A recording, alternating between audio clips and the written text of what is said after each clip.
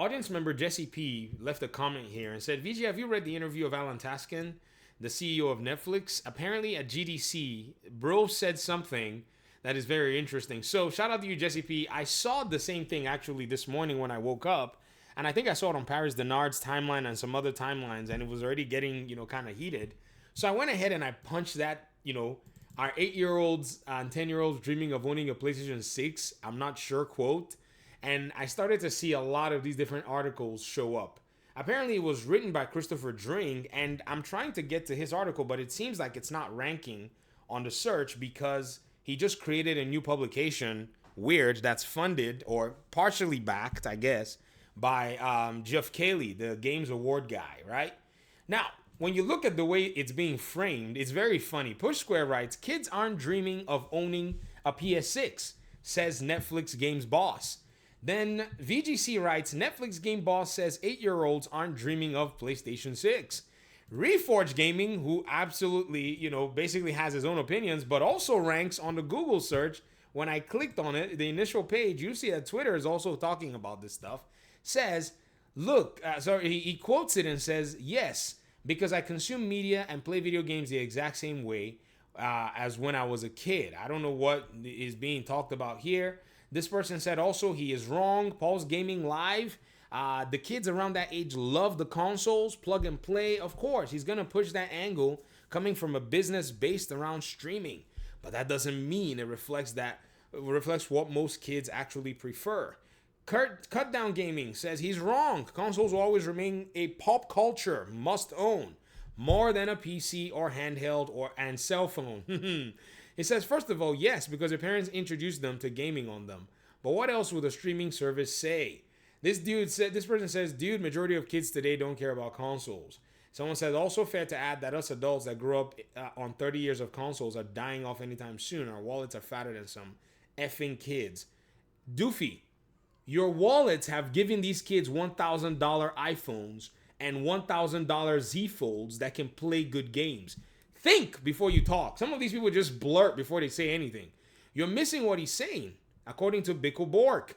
He says that the patterns of play that have been developed at an early age will continue. This is why we have an entire generation that doesn't value narratives and thinks 60 FPS looks good. Let's stop here on the IGN article. Let's look at that one. I can't find Chris Drink stuff. Let me see if I can find it. The games business. And then let me post that, whatever. Bam. No, is anybody actually citing him? There it is. Okay, good. Okay, let's go ahead and let's see what is being, said here. I mean, this is basically kind of almost a transcript. Okay, that's a long one. Let's go ahead and break it down a little. I'll put the link for Chris Drink stuff here. But let's see what this Netflix guy has said that's causing a big ruckus. When it comes, Netflix Games President Alan Tascan is expecting a future generation that relies less on gaming consoles as major players like Microsoft, Sony, and Nintendo push forward with new hardware. Y'all must basically, Michael Kripe, you have to say though that Microsoft is pushing forward with console, but is not making it a central piece of their business. They already understand. What do I think about Alan Tascan's comments? I think he's spot on. Some of you may think otherwise. I've seen a lot of these people already starting to complain, but these are console warriors or people who basically have to depend on this whole console warring model. Many of them don't realize that the ship has already sailed for the coming generation. It's okay. The data will lend itself credence, and we'll see how their behaviors continue as time goes on.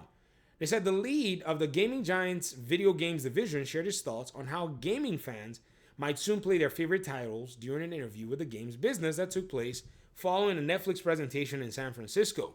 During the event itself, Tascan was asked if the streamer had any intention of taking a crack at console gaming, but he's not so sure younger gamers are even interested in what something like a PlayStation 6 could bring to the table. So, apparently this is what was said.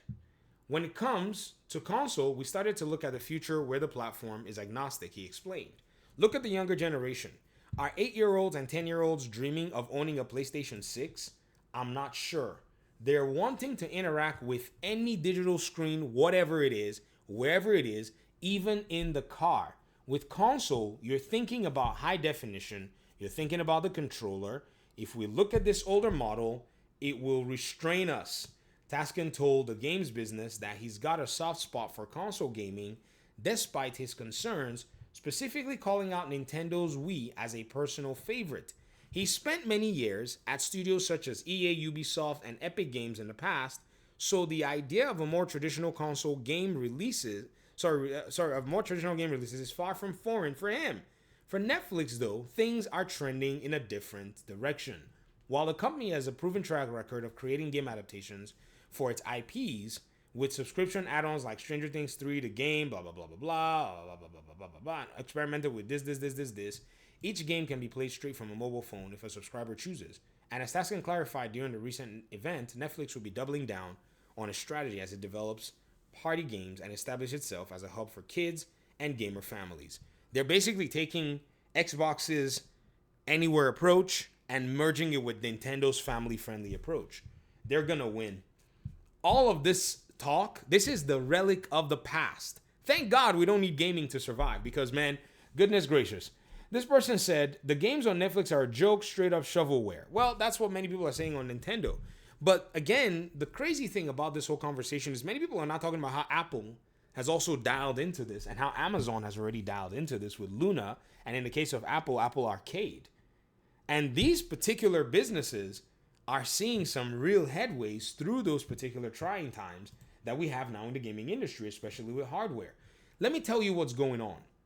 PlayStation and Nintendo have invested heavily in their hardware manufacturing. But there are people who still think that this is the way that it must be done. And if it's not done this way, then it's not the right way.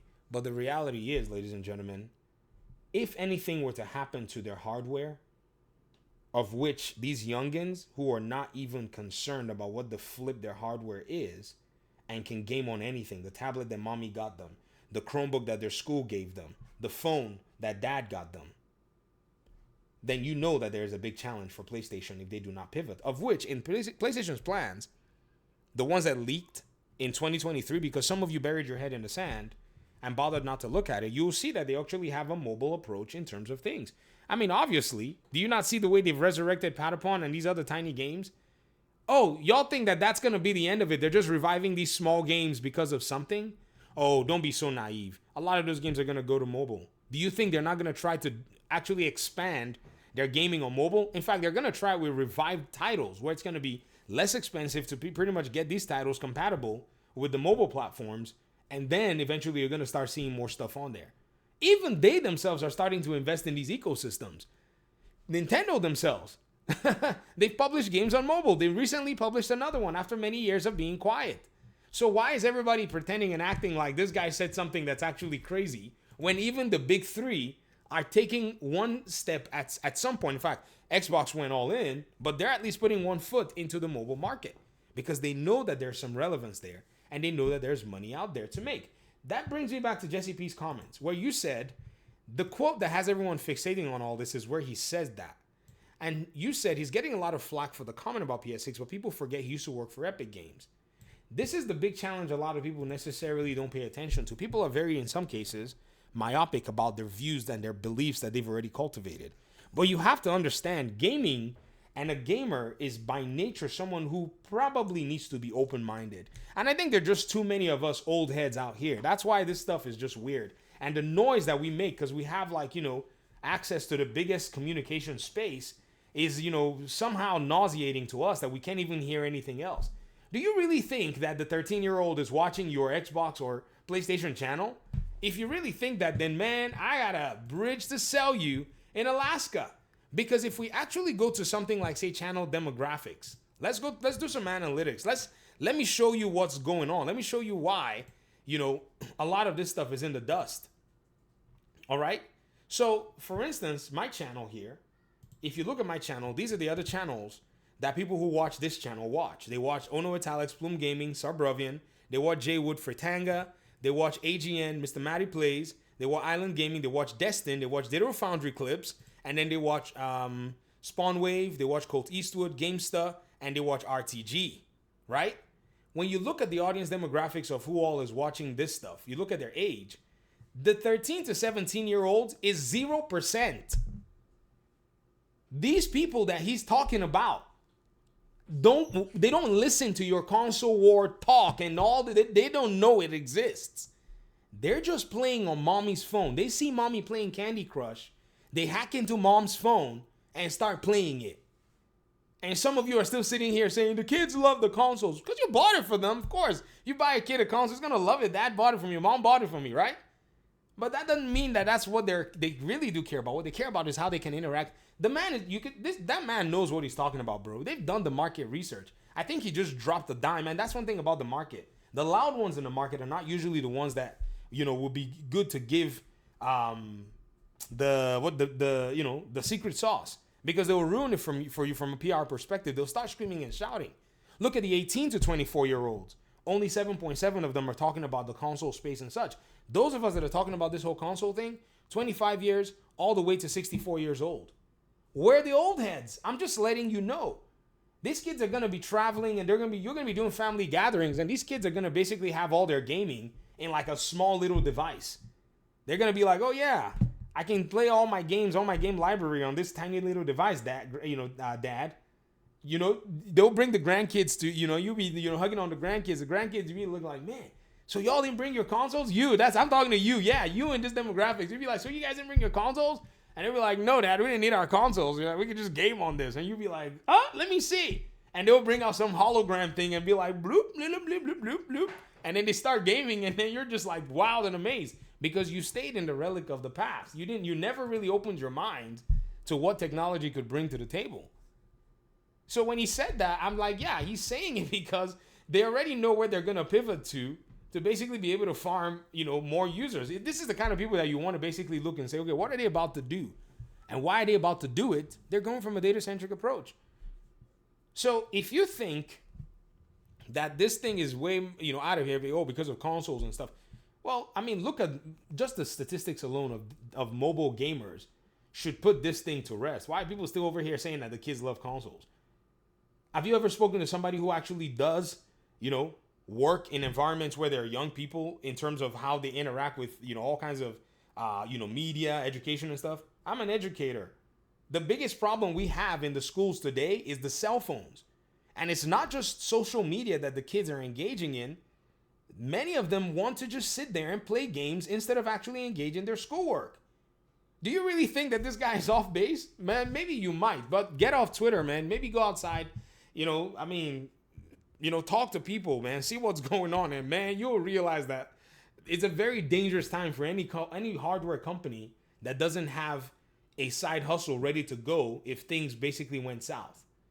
I'm not saying that consoles are going to disappear. I'm just saying that he does have a point, and the data basically backs him up. These are my thoughts. Thanks for watching the video. Appreciate you all so much. Hopefully we'll talk pretty soon in another one. Peace out.